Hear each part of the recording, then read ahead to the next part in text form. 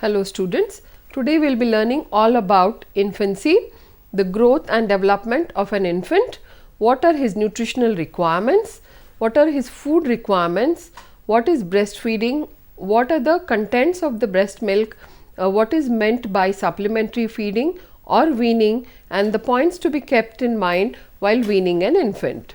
So let us start with first the growth and development of an infant. Who is an infant? An infant is a person who is a newborn baby from the day he is born, that is 0 to 12 months of age. That period is called as infancy. Now next to the fetal period, this period of 0 to 12 months is the period of the most rapid growth and development. According to WHO, an infant who is a newborn whose ideal weight is around 3.2 kg doubles his weight by the time he is 6 months old and triples his weight by the time he is 1 year of age, and the birth height or length of 55 centimeters increases by another 23 to 25 centimeters by the end of the first year of life. And let us see what are the changes in his physiological makeup occur during this birth time of infancy. At birth, the child has, when you look at the composition of his body, 75% of water and only 12 to 15% of fat in his body. But by the end of the first year of life, the percentage of water comes down to 60% and the percentage of fat increases to 24%.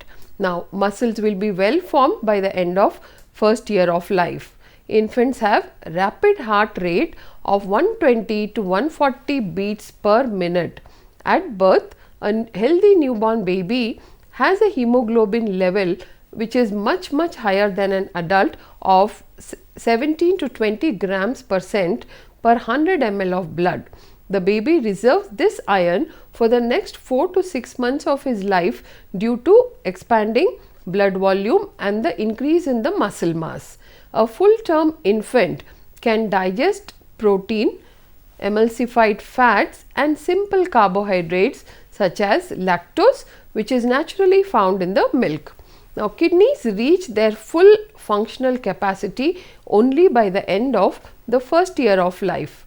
Eruption of teeth is completed by the end of the first year of life, and increase in the brain cells is the most rapid during the first 5 to 6 months of infant after birth. Therefore, the growth during infancy is very rapid and dietary adaptation is required. Now let us look at the nutritional requirements of an infant.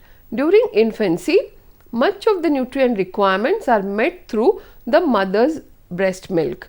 Now the doctors are advising exclusive breastfeeding for a newborn baby up to 6 months of life without any kind of supplementation, even with water or any other food item.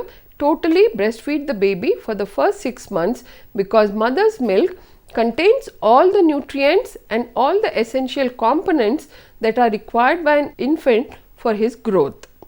The recommended dietary allowances for an infant are as follows. Energy. The basal and total energy needs of a newborn infant are 2.5 times higher than that of an adult. An adult requires only 40 kilocalories per kilo of the body weight, whereas an infant needs 108 calories per unit of the body weight. For example, a 1-month-old infant uses 50% of energy for basal purpose, 25% energy for activity and 40% energy as a child is growing for activity and another 25% for growth. Naturally, a child who is crawling or walking needs more amount of energy for the activity purpose, and therefore we need to provide more energy in the form of kilocalories. Now 70% of the energy needs of the infant are met through the mother's milk up to after 6 months, but up to 6 months all the energy that the infant requires comes from mother's milk. Let us look at the protein. Like energy, the protein needs are also very high, that is double that of an adult when compared to an adult for an infant. That is, adult requirement is roughly about 1 gram per kilogram of body weight, whereas a newborn infant requires 1.8 grams of protein per kg of body weight. This is due to the rapid growth that is expected to happen during infancy. Now, human milk provides all the amino acids and the proteins which are in the right amount for this rapid growth of the infant, and all the 100% protein found in the mother's milk is completely utilized. Now, as the child is growing from 6 months to 12 months, the protein needs come down as well as the energy needs. If excess protein is fed, it is harmful to the infant, as protein needs to be deaminated and his kidneys are not totally functional. Therefore, we need to be careful in giving whatever mother's milk is there, the protein is sufficient to be provided to the infant. Essential fatty acids. The most important essential fatty acid that the infant requires is linoleic acid. Now, that is present in lot of amounts in the mother's milk. If infants are fed with less fat, they develop skin lesions and other skin problems, etc. Therefore, we need to be careful in providing mother's milk to the infant. Now, both the cow's milk and mother's milk satisfy this requirement. Calcium and phosphorus. As we know, large amount of calcium and phosphorus are required as there is rapid growth. At birth, the bones of the baby are poorly calcified. By the time the baby walks, the calcification of bones and eruption of teeth occurs. Therefore, if sufficient amount of calories are not provided to the infant, then both these are affected. In human milk, the calcium phosphorus ratio which is found is exactly what is needed by the baby's body, that is 2:1, whereas this proportion is very high in cow's milk. Iron. Looking at the iron needs, it is 1 milligram per kilogram of body weight for an infant of up to 3 months. But at birth, an infant is born with huge amounts of stores of iron which are equal to 75 milligrams per kg of iron. So, during the first 4 to 6 months, even though we know very well that the mother's milk is having less amount of iron, his liver stores of iron which he has built up during fetal life are sufficient to fulfill his need for iron up to 4 months. After that, we need to take care through supplementation. This is because of increasing body weight needs. Zinc, one of the most essential mineral for normal brain development of an infant, and high amounts of zinc are found in mother's milk as well as in the colostrum. Sodium, the right amount of sodium is found in the mother's milk as needed by the infant. Iodine, a pregnant woman with goiter gives birth to infant with cretinism, and mother's milk has sufficient amount of iodine to fulfill the RDA for iodine. Vitamin A, the RDA is 350 micrograms. Breast milk contains sufficient amounts of vitamin A. Now, a healthy infant also has built up a large store of vitamin A in his liver during the fetal life if the mother's diet is sufficient in vitamin A. Looking at vitamin D requirement, it is very essential for the utilization and retention of calcium and phosphorus into the bones. Neither human nor cow's milk has enough vitamin D, and therefore this vitamin D for an infant should come from exposing the infant to the early morning sunlight, which becomes the main source of vitamin D in an infant's life. Vitamin E, Food and Nutrition Board has prescribed 5 international units during infancy. Vitamin K, which is very well to prevent hemorrhage, newborn babies are susceptible for this hemorrhage. Therefore, a single dose of 1 milligram of vitamin K is given as an injection immediately after birth to prevent hemorrhage. Now, breastfed baby is more susceptible to vitamin K deficiency. Vitamin B complex requirements are based on the weight of the infant, which is based on calorie consumption. Now, all this, if the mother consumes sufficient amount of B complex vitamins, her milk also provides all the needed vitamins, especially of the B complex group, to the baby. Now, in infants sometimes we see infantile beriberi suddenly, which occurs in infants due to a deficiency of thiamine. Therefore, one must be very careful that the mother should consume a diet which has high amounts of thiamine. Vitamin C, RDA recommended by ICMR is 25 milligrams, and both mother's milk and cow's milk are deficient in vitamin C. Therefore, one should be careful, otherwise the child develops what we call scurvy, which affects the bones. Now, let us look at the importance of exclusive breastfeeding. Breastfeeding, the composition of breast milk is highly suited or best suited to fulfill the needs of the infant. A mammal's milk is tailor-made in terms of nutrients to its young ones. So, all the infants, whether belonging to humans or any other mammals, they grow best when the mother exclusively breastfeeds the infant. The infant should be put to the breast within half an hour after normal delivery and within 4 hours after a cesarean section. Pre-lacteal foods, what we say, a newborn baby should be given honey or jaggery or glucose water. None of them should be given to the infant, because sucking reflex is most active at birth, and pre-lacteal foods reduce the vigor of the infant to suck and may lead to diarrhea and other parasitic infections. Now, whatever is the milk which is secreted in the first few days after the delivery is called as colostrum. During the first 2 or 3 days, watery and yellowish fluid that comes from the mammary gland, which differs from the regular milk, is called colostrum. It is secreted in small quantities of about 10 to 40 ml by the mother. This is very important source of nutrients to the baby and provides lot of immunity. So, all the newborn babies should be fed with colostrum. Let us look at its composition. It is rich in protein, it has low fat content, and the concentration of lactose is also less, but their levels of niacin, pantothenic acid, biotin, riboflavin are also low. But surprisingly, the zinc content of colostrum is 20 milligrams per liter, whereas mature milk has only 2.6 milligrams per liter of zinc. So, as I said earlier, zinc is very essential for the brain development, and that is provided in plenty of amounts in the colostrum. Colostrum gives the first immunization to the infant.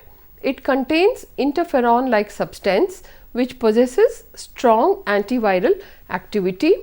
Colostrum contains vitamin B12 binding protein, which renders the vitamin B12 unable for the growth of E. coli bacteria, because the newborn baby's digestive system has E. coli and it might grow and develop in multiply in numbers. In order to prevent that, the nature made it that the colostrum contains B12, which is it makes it unavailable for the microorganism. It also contains antibodies against viral diseases like smallpox, because a newborn baby immune system is not completely developed, but therefore the mother's milk itself acts like a immunization for this baby. It contains immunoglobulins which protect against smallpox, measles and influenza, all kinds of viral infections. Enzymes like lysozymes which destroy the bacteria and also promote cell maturation are more in colostrum. So, the importance of colostrum cannot be overemphasized, and all the mothers should be taught that after the birth of the baby they should feed the baby with colostrum. Now, it is clear that milk protein calorie is less than cow's milk. See, we compare mostly mother's milk with cow's milk, and if you look at the nutritional composition, the protein content in human milk is 7 grams, whereas in cow's milk it is more. Percentage of fat is 47% in human milk, percentage of fat is 5% in cow's milk, carbohydrates is 31 in human milk and less, that is 26 in cow's milk. So, overall if you compare the nutritive value of cow's milk versus human milk, it is clear that milk protein calorie is less than cow's milk, whereas carbohydrate calorie percentage is higher in human milk. Ideally suited for an infant, 6% of calories should come from protein. In first 24 hours, glycogen is used for energy. Later on, glucose and fatty acid from the diet or the fat stores are utilized. Now, free fatty acids are released from triglycerides by lipase. Now, newborn do not have a fully developed ability to synthesize carnitine, and they must obtain it from the breast milk or formulas where carnitine is added, and carnitine is absent in cow's milk. Now, one of the important composition in terms of carbohydrate in human milk is galactose, which is essential for the development of myelin sheath for the nerve function. High content of galactolipids promote rapid brain growth in infant. Protein, even though protein content is low in humans, it is suited because infants' kidneys are not fully developed to excrete all the end products of protein metabolism. Breast milk contains amino acids which are specific for brain development, and mother's milk is a good source of essential fatty acid like alpha linoleic acid, but it also provides high amounts of docosahexaenoic acid and icosapantenoic acid EPA and DHA, because these are very much needed for the brain development and growth of brain cells in the infant, and these are found in high amount in the mother's milk. Now, minerals, calcium content in human milk is very good, and the proportion of calcium and phosphorus are found in 2:1, which is easily absorbed and retained by the infant's skeletal system. Low sodium content is suitable for the kidneys, and it also, human milk enhances the zinc absorption. Looking at the vitamins, breast milk contains more of vitamin A, vitamin E and C compared to cow's milk, but both cow's milk and mother's milk, as I told you earlier, are very poor sources of vitamin D, and B complex vitamins are found in the right amount in the mother's milk. Hormones and growth factors, breast milk is a rich source of hormones like thyroid stimulating TSH, thyroxine, parathyroid hormone, corticosteroids, growth hormone releasing factors, insulin and prolactin. It also contains growth regulating factors. Let us look at the immunological benefits an infant derives by consuming mother's milk. Immunoglobulin A, IgG, IgM, these are the immunoglobulins which are found in mother's milk, which are important for lymphoid cells, polymorphs, macrophages, plasma cells, and chemotactic activities of C3 and C4 complement the system. Unsaturated lactoferrin and transferrin also. Lysozyme, lactoperoxidase, all these are small important components of mother's milk which protect the infant against so many disorders as well as which help in regulating the growth. Now, what are the psychological benefits that the infant and the mother derives? Infant derives a sense of security and belongingness from a mother, and mother feels a sense of calm and satisfaction by feeding the baby. Economic benefits of mother's milk. it is economical to breastfeed the infant than going for commercial formulas which are very expensive, and you are saved from sterilizing the equipment, etc., and the cost is minimal.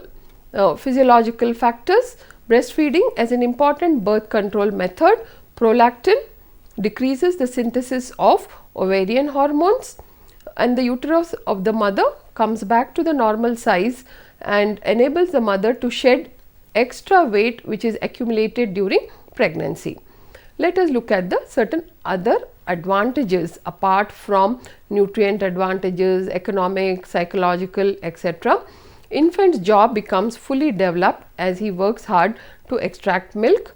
Milk is microbiologically sterile, decreased chance of allergic reactions as human milk proteins do not cause allergies. Lower rate of sudden infant death, or what you call cot death.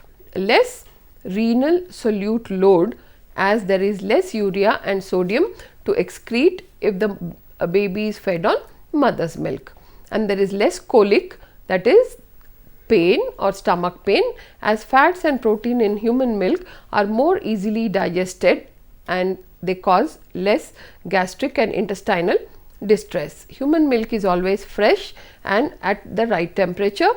Breastfeeding can be continued during the illness of the infant, and scientific data says that breastfed babies are less likely to develop obesity, hypertension, diabetes and atherosclerosis in later life. These are the latest scientific research findings. Therefore, exclusive breastfeeding up to 6 months. There is also evidence to suggest that breastfed babies have a better IQ score in later life. It is one food that makes a complete meal, and meal is always ready. What are the advantages to the mother?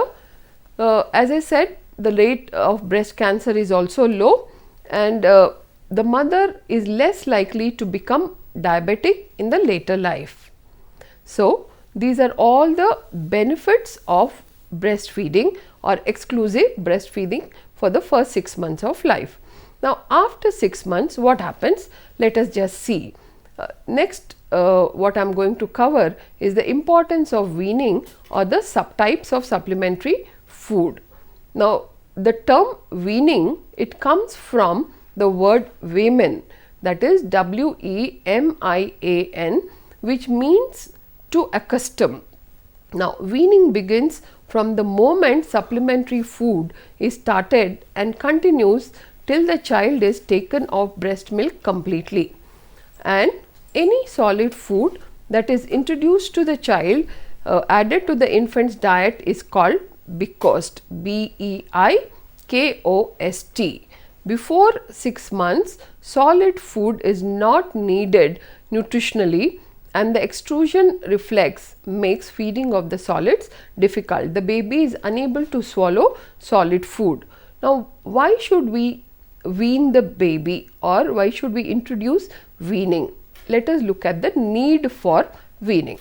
Breast milk alone is not able to provide sufficient amount of all the nutrients which are needed to maintain the growth after the first 6 months. This is what we have to understand. Increasing needs of calories and proteins, because the baby triples his body weight by the end of the first year of life, and the mother's milk that is being secreted is not enough to meet the growing nutritional needs of the growing infant. Therefore, weaning or the supplementary feeding has to be resorted by the 6th month of life. We must give calorie dense foods like malted cereals should be given to the infants. Let us look at what are the types of foods which need to be introduced and at what stage. First is liquid supplements. In the liquid supplements we have milk, because as I said, the mother's milk production decreases over the first 6 months of life and the growth needs of the infant have increased. So, we need to provide another source of milk in the child's life. So, first liquid food is milk. By the 6th month of life, the frequency of breastfeeding is reduced to 3 or 4 feeds per day and animal milk is substituted. Fresh fruit juice, oranges, tomatoes, sweet lime, grapes serve to supplement the protective nutrients, especially vitamin C, which is low in mother's milk, which are not present in sufficient amounts in the breast milk. Soup from green leafy vegetables. In case of fresh fruits are not available, leafy vegetables may be used as an alternative. All these foods, whether juices or soups, can be given only after straining. Unstrained foods should not be given to the baby. Solid supplements, that is, apart from liquids, mashed food is to be given from 7th or 8th month of life. First, we talk about starch and cereal foods. To meet the increasing demands of calories and proteins, well cooked mashed cereals mixed with milk and sugar can be given. That is, it can be soft rice or foods like idlis, etc. And you make porridges, or you can use semolina to make porridges, and this can be introduced as the solid mashed supplement. Then vegetables, cooked mashed vegetables like potato, leafy vegetables and carrots can be introduced to get vitamins and minerals and color in the diet. Fruits, all fruits with the exception of banana, which is mashed, must be stewed and served for 1-year-old baby. For example, if you are giving an apple, that apple should be peeled, de-seeded and stewed. That means it should be cooked in a steamer, mashed well. You can add honey and lemon juice to supplement the vitamin C, and this all the fruits other than banana should be stewed. Stewing is nothing but steaming of fruits and mashing them well. Now, non-vegetarian food, a small amount of hard boiled egg yolk is given to start with, and if the infant tolerates, the amount can be increased by day to day, and it should be roughly about, after starting the egg yolk compared to the egg white, egg yolk is introduced first because egg white causes allergies. So, to avoid that, egg yolk, which is more rich in nutritional value as well as low in allergens, should be introduced. Minced meat or cooked meat, which is boiled, fish, etc., may be fed to a child 3 to 4 times a week. Pulses, soft cooked pulses along with cereals can be implemented. Now, solid supplements which are not mashed. Now, when should they be introduced? When the baby starts cutting his teeth and ready to chew, start giving chopped foods. Cooked cereals, pulses, vegetables can be given to the child. Solids like idli, idiyappam, bread, chapati, rice, dal can be given after the child gets used to semi-solid foods. Mixes which are prepared at home, like a mix of rice and dals and ragi, etc., plus nuts, jaggery, honey, all that can be made into a porridge which can be given to the infant.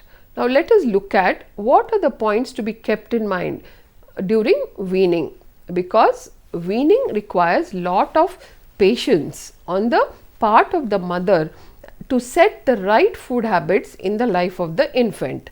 And we also say that by the end of the first year of life, the child should have been introduced to all varieties of food, not just rice and dal.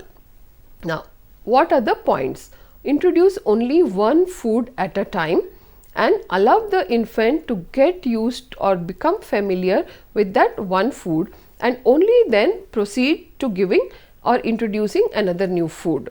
Allow the infant to know the flavor of the food, and initially always remember to give only very small quantities of food to the baby in the form of teaspoonfuls. Only when the child starts accepting, you can give more quantity after the child is used to it. And use very thin consistency when starting the solid foods. It should not be totally thick and solid, because it might choke the baby, because the child is not used to chewing and swallowing. After several trials, the baby, if they have an acute dislike for a particular food, omit that food for a week or 2 weeks and try again. If the dislike persists, it is better to forget about the food and substitute that food with another food. Food should be very lightly seasoned, not heavily seasoned. At first, strained fruits, vegetables and cereals are to be given. When the baby is able to chew, gradually substitute finely chopped fruits and vegetables at the age of 9 to 10 months individually, but will take them willingly if mixed with another food. Variety in the choice of food is very important. To make the food calorie dense, one can add oil, butter or ghee to the infant's diet. There are always certain problems in weaning. Like if a mother is overfeeding the baby, it can result in obesity. If the mother is underfeeding the baby, it results in underweight. Then any new food is being introduced for the first time, wait for few days to see any allergic reactions are there. In that case, avoid that particular food. Choking in the baby occurs when the food is of big size, uncooked properly, not strained. So one must take care. Diarrhea is another very common problem seen in children when we introduce food for the first time. So when the food is indigestible. So just take care to see that you introduce small quantities at one time. Let the baby's stomach also get used to that food. So I hope I have given you a very detailed account of infancy, the requirements, the importance of mother's milk and also the weaning, the importance of weaning at the right time. So I hope you have understood each and every word from the lesson that I have taught you.